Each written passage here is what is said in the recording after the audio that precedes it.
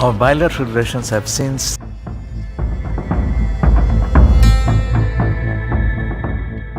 দর্শক, বঙ্গোপসাগরের নীল জলরাশি আর সেন্ট মার্টিনের কৌশলগত অবস্থান নিয়ে পরাশক্তিগুলোর আগ্রহের কথা আন্তর্জাতিক রাজনীতিতে নতুন কিছু নয়। কিন্তু সম্প্রতি এই ভূ রাজনৈতিক দাবার বোর্ডে এমন এক চাঞ্চল্যকর সমীকরণ তৈরি হয়েছে যা নিয়ে রীতিমতো তোলপাড় চলছে বিশ্লেষকদের মাঝে।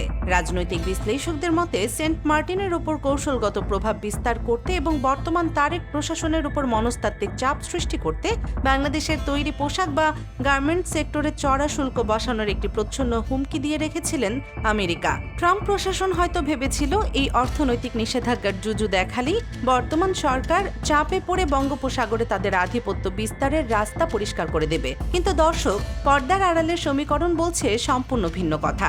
বর্তমান প্রধানমন্ত্রী তারেক রহমান আন্তর্জাতিক কূটনীতিতে যে কতটা পরিণত এবং ধূর্ত খেলোয়াড় হয়ে উঠেছেন তা হয়তো ওয়াশিংটনের থিঙ্ক ট্যাঙ্করা ঘুণাক্ষরেও টের পাননি। আন্তর্জাতিক সম্পর্ক বিশ্লেষকদের মতে সামনে যুক্তরাষ্ট্রের সাথে অত্যন্ত ইতিবাচক এবং কূটনৈতিক ভাষায় কথা বলে আড়ালে এক ভয়ঙ্কর এবং রুদ্ধশ্বাস ডাবল গেম খেলে দিয়েছেন তিনি।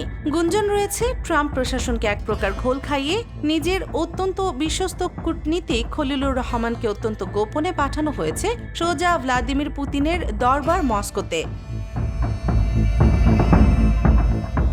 মস্কোয় বসে খলিলুর রহমান আর রাশিয়ার শীর্ষ কর্তাদের এই বৈঠক এবং রূপপুর পারমাণবিক প্রকল্প নিয়ে নতুন গেম প্ল্যান দেখে হোয়াইট হাউসের কর্তাদের এখন রীতিমতো মাথা ঘুরপাক খাচ্ছে বলে দাবি করছেন অনেক জিওপলিটিক্যাল এক্সপার্ট। কি এমন ভূ রাজনৈতিক চুক্তি হলো মস্কোতে? কেনই বা ক্যাপিটাল হিলে এমন অস্বস্তি আর পুতিনের ব্লকে স্বস্তি?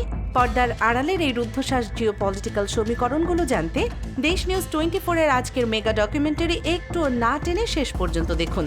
দর্শক, সেন্ট মার্টিন এবং বঙ্গোপসাগর অনেক আগে থেকেই পরাশক্তিগুলোর একটি বিশাল আগ্রহের জায়গা।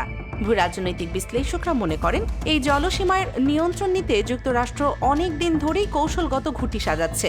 তাদের ধারণা ছিল বিগত সরকারের পতনের পর যে নতুন সরকার আসবে তারা হয়তো আমেরিকার প্রভাব বলই থাকবে। বিনা শুল্কে বাণিজ্য এবং সামরিক সহায়তার লোভ দেখিয়ে তারা মূলত এশিয়া প্যাসিফিক অঞ্চলে নিজেদের আধিপত্য মজবুত করতে চেয়েছিল। ওয়াশিংটনের কর্তারা হয়তো ভেবেছিল তাদের এই কৌশলে তারেক রহমান খুব সহজেই সায় দেবেন এবং চীন ও রাশিয়ার সাথে বাংলাদেশের দীর্ঘদিনের সম্পর্কগুলো ধীরে ধীরে শীতল হয়ে আসবে।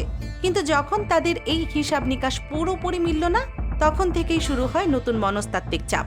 আন্তর্জাতিক মিডিয়ায় গুঞ্জন ছড়ায় বাংলাদেশের তৈরি পোশাক কারখানায় শ্রম অধিকার লঙ্ঘনের অজুহাত তুলে আমাদের পোশাক রপ্তানিতে 10 থেকে 12% বাড়তি ট্যাক্স বসানোর একটি খড়গ ঝুলিয়ে রেখেছে ওয়াশিংটন। অনেক বিশ্লেষকের দাবি এই প্রচ্ছন্ন হুমকির মূল লক্ষ্যই হল বর্তমান সরকারকে চাপে ফেলে ভূ রাজনৈতিক ফায়দা লোটা। কিন্তু তারা বুঝতে পারেনি এই ধরনের আন্তর্জাতিক চাপ মোকাবেলায় বর্তমান সরকার আগের যে কোনো সময়ের চেয়ে অনেক বেশি প্রস্তুত। দর্শক, এটা সত্যি যে যুক্তরাষ্ট্রের মতো এমন একটি বিশাল পরাশক্তির পরোক্ষ চাপের মুখে তৃতীয় বিশ্বের যে কোনো দেশেই চাপে পড়ে যায়। কিন্তু তারেক রহমান অত্যন্ত ঠান্ডা মাথায় এক অবিশ্বাস্য চাল চেলেছেন বলে মনে করছেন কূটনৈতিক বিশেষজ্ঞরা। তিনি গায়ের জোরে বিশাল শক্তির সাথে সরাসরি সংঘাতে যাওয়ার বোকামি করেননি। তিনি বেছে নিয়েছেন এক দারুণ ভারসাম্যপূর্ণ ডাবল গেম। একদিকে ঢাকায় বসে যুক্তরাষ্ট্রের শীর্ষ কর্মকর্তাদের সাথে খুব আন্তরিক পরিবেশে বৈঠক করে গেছেন। এমন একটি কূটনৈতিক আবহ তৈরি করা হয়েছে যেন বাংলাদেশ তাদের সব শর্ত অত্যন্ত গুরুত্বের সাথে বিবেচনা করছে। ওদিকে ট্রাম্প প্রশাসনও হয়তো ভেবেছে বাংলাদেশ মনে হয় এবার পুরোপুরি তাদের বলয়ে চলে এলো। কিন্তু ঠিক এই সুযোগটাই কাজে লাগিয়েছে বাংলাদেশ। হাসি মুখে আমেরিকানদের সাথে আলোচনা চালিয়ে যাওয়ার পাশাপাশি অত্যন্ত সন্তর্পণে বিশেষ দূত খলিলুর রহমানকে মস্কোয় পাঠানো হয়েছে। পুতিনের প্রশাসনের সাথে এই যোগাযোগের খবর যখন আন্তর্জাতিক পরিমণ্ডলে ছড়িয়ে পড়ে তখন পশ্চিমা কূটনীতিতে রীতিমতো চাঞ্চল্যের সৃষ্টি হয়। একদিকে যুক্তরাষ্ট্রের সাথে বন্ধুত্বের আবহ আর অন্যদিকে সোজা রাশিয়ার সাথে সম্পর্কর ঝালাই। তারেক সরকারের এই ব্যালেন্সিং অ্যাক্ট দেখে ওয়াশিংটনের অনেক নেতার কপালেই এখন চিন্তার ভাঁজ। পরাশক্তিগুলোকে একে অপরের বিরুদ্ধে খেলিয়ে দিয়ে দেশের জাতীয় স্বার্থ রক্ষা করার এই মাস্টার স্ট্রোক সত্যি প্রশংসনীয়। খলিলুর রহমান শুধু তো আর মস্কোতে যাননি।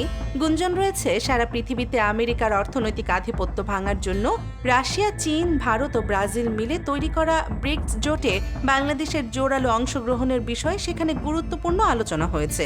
পশ্চিমা বলয়ের চাপের মুখে সরাসরি ব্রিক্স এবং চীনের নেতৃত্বাধীন অর্থনৈতিক জোটে বাংলাদেশের এই আগ্রহ আন্তর্জাতিক রাজনীতিতে সত্যি এক বিশাল চমক। এই কূটনৈতিক ডাবল গেমের আরেকটি বড় প্রবাহ এসে পড়েছে আমাদের রূপপুর পারমাণবিক প্রকল্পে। বঙ্গোপসাগরের এত কাছে রাশিয়ার এত বড় একটি প্রজেক্ট থাকাটা যুক্তরাষ্ট্রের জন্য সবসময় এক অস্বস্তির কারণ। দর্শক, আপনারা হয়তো জানেন, কিছুদিন আগেই আন্তর্জাতিক অঙ্গনে খুব জোর গুঞ্জন ছড়ানো হয়েছিল যে বিগত শেখ হাসিনার পরিবার এই প্রজেক্ট থেকে $5 বিলিয়ন আত্মসাৎ করেছে। এই ফেক নিউজে রাশিয়ার রাষ্ট্রায়ত্ত সংস্থা চরমভাবে ক্ষুব্ধ হয়েছিল এবং দুই দেশের সম্পর্কে একটি মনস্তাত্ত্বিক টানাপোড়েন তৈরি হয়েছিল।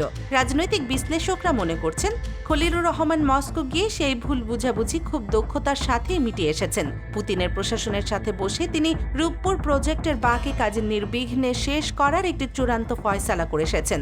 বিশ্লেষকদের এই দাবি সত্যি হলে সরকার মূলত পশ্চিমা বিশ্বকে পরিষ্কারভাবেই একটি বার্তা দিচ্ছে, অপপ্রচার যাই করা হোক না কেন, বাংলাদেশের মাটিতে রাশিয়ার বিনিয়োগ এবং কৌশলগত সম্পর্ক একেবারেই অটুট থাকছে।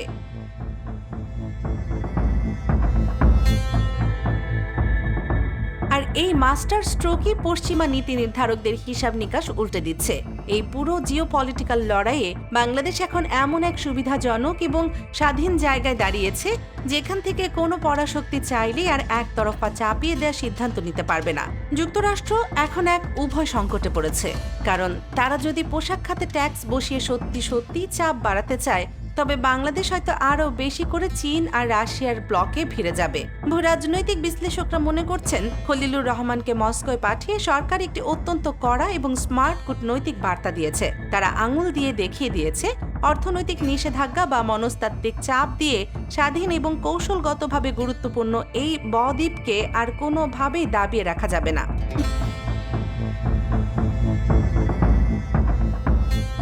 দর্শক, বর্তমান সরকারের এই রুদ্ধশ্বাস, ভারসাম্যপূর্ণ কূটনীতি এবং ভূরাজনৈতিক মাস্টার স্ট্রোককে আপনি কিভাবে দেখছেন? পরাশক্তিগুলোকে একে অপরের সমান্তরে রেখে জাতীয় স্বার্থ আদায়ের এই নীতি কি বাংলাদেশকে আন্তর্জাতিক অঙ্গনে আরও শক্তিশালী করবে? আপনাদের যৌক্তিক এবং বিশ্লেষণধর্মী মতামত অবশ্যই আমাদের মন্তব্যের ঘরে বিস্তারিতভাবে জানাবেন।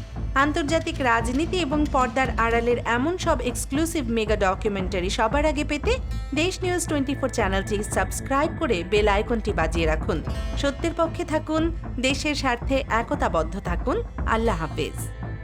Bilateral relations have since seen expanding into trade, education, culture, defense, energy, food, and agriculture and other fields. And we have discussed the possibilities of further strengthening our engagement along all these areas. So much for inviting me and my delegation to visit Moscow. This is my first bilateral visit following the election as President of the General Assembly.